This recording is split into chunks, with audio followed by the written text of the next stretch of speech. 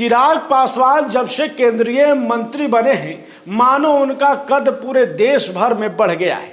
जिसे वो अपना हनुमान अपने आप को कहते थे, वही प्रधानमंत्री मोदी की बात वो टालने शुरू कर दिए हैं। जी हाँ, कई मामले में अब चिराग पासवान एनडीए को आंख दिखाना शुरू कर दिए हैं। एनडीए कहें या बीजेपी, प्रधानमंत्री मोदी की सरकार है केंद्र में, उसके बावजूद केंद्र के फैसलों को लेकर के चिराग पासवान ही अब खड़े हो जा रहे हैं। यानी यूँ कहें कि चिराग पासवान बीजेपी, एनडीए और प्रधानमंत्री मोदी को सीधे तौर पर आंख दिखा रहे हैं। ऐसे में सवाल कई थे कि क्या बीजेपी इसी तरीके से चिराग पासवान के इस बगावती तेवर को देखते रहेगी, सहते रहेगी। लेकिन अब इसका काट बीजेपी ने निकाल लिया है और इस खबर के बाद जिस तरीके से बीजेपी ने इसका काट निकाला है, चिराग पासवान के समर्थकों की नींद उड़ने वाली है, चिराग पासवान की चिंता बढ़ने वाली है। वो क्या है हम आगे बताएंगे, लेकिन पहले आपको बता दें कि जिसे अपने आप को प्रधानमंत्री मोदी के हनुमान कहने वाले चिराग पासवान, जो ये कहते नहीं थकते थे, अचानक से जब सरकार बनती है, उसके बाद जब वो केंद्रीय मंत्री बनाए जाते हैं और जब लोकसभा चुनाव के दौरान 100% स्ट्राइक रेट के साथ उनके 5 सांसद सदन पहुंचते हैं, तो मानो चिराग पासवान अब किसी की सुन ही नहीं रहे, कोई लगाम ही नहीं है उनके ऊपर। और यही कारण है कि अब खुल करके वो एनडीए सरकार के खिलाफ ही बयानबाजी कर रहे हैं। हाल ही में मामला SC/ST रिजर्वेशन का आया, जहां पर भारत बंद में उन्होंने एनडीए सरकार के खिलाफ जाकर के समर्थन कर दिया। सिर्फ समर्थन ही नहीं किया, बल्कि जिला स्तर तक भी उनके कार्यकर्ता भारत बंद में नजर आए। आपको मालूम है कि भारत बंद में जहां एक तरफ SC/ST समाज के जो लोग थे उन्होंने भारत बंद बनाया था, वहीं पर विपक्ष के कई नेताओं ने एनडीए सरकार पर संविधान विरोधी बता करके, आरक्षण विरोधी बता करके इनके खिलाफ गए थे और वो भी सड़क पर उतरे थे। बिहार में महागठबंधन पूरी तरीके से केंद्र सरकार और बिहार सरकार के खिलाफ में थी। लेकिन इस भारत बंद के सहयोग में, इस भारत बंद के सपोर्ट में न बिहार सरकार थी और न केंद्र सरकार। यहाँ तक कि जीतन राम मांझी, जो कि हम पार्टी के संरक्षक है, केंद्रीय मंत्री हैं, उन्होंने भी इस भारत बंद को लेकर के समर्थन नहीं दिया, लेकिन चिराग पासवान ने दिया।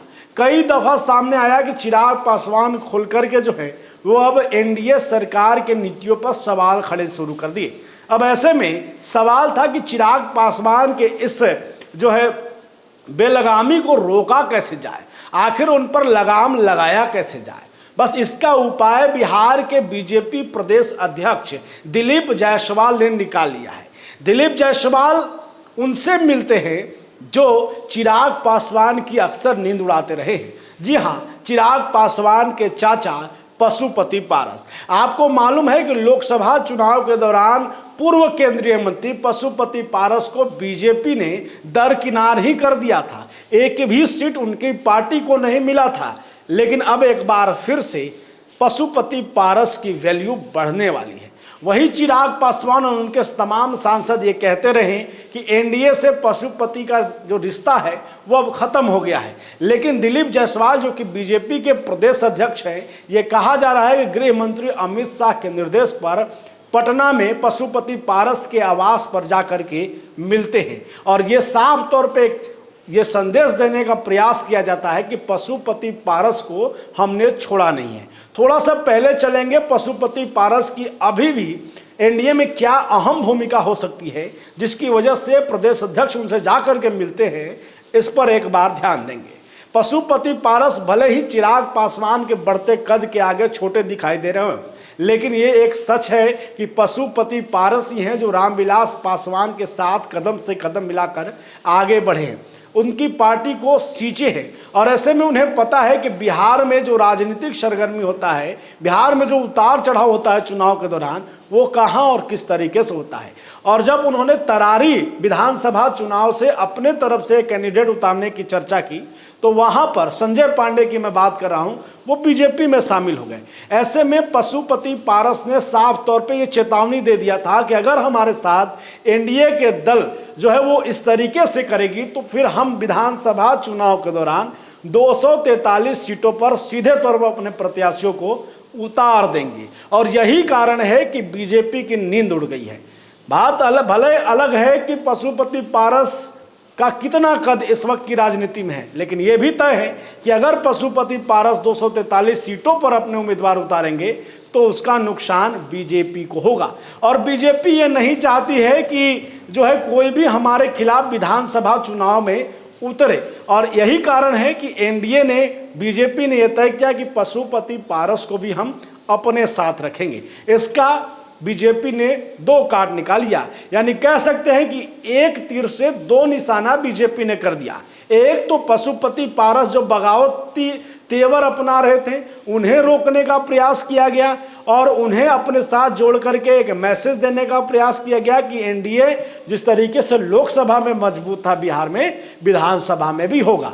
और दूसरा, जो चिराग पासवान लगातार बीजेपी और केंद्र सरकार को आंख दिखा रहे हैं उन पर भी लगाम लगाया जा सके।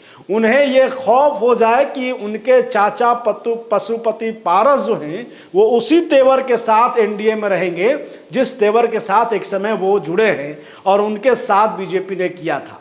बीजेपी जो बड़ी पार्टी अपने आपको कहती है, दुनिया की बड़ी पार्टी, वो चिराग पासवान जो कि हाल में अभी बने हैं मंत्री, उनकी इस बेलगामी को सहन कैसे करती है। और यही कारण है कि एक बार फिर से चिराग पासवान पर लगाम लगाने के लिए पशुपति पारस का रास्ता जो है बीजेपी ने अपनाया है। देखना यह हुआ कि इस रिएक्शन के बाद बीजेपी के प्रदेश अध्यक्ष के मिलने के बाद चिराग पासवान का क्या तेवर रहता है। फिलहाल बने रहिए हमारे साथ, लगातार आपको अपडेट देते रहेंगे। देखते रहिए बुलेट न्यूज़ टीवी।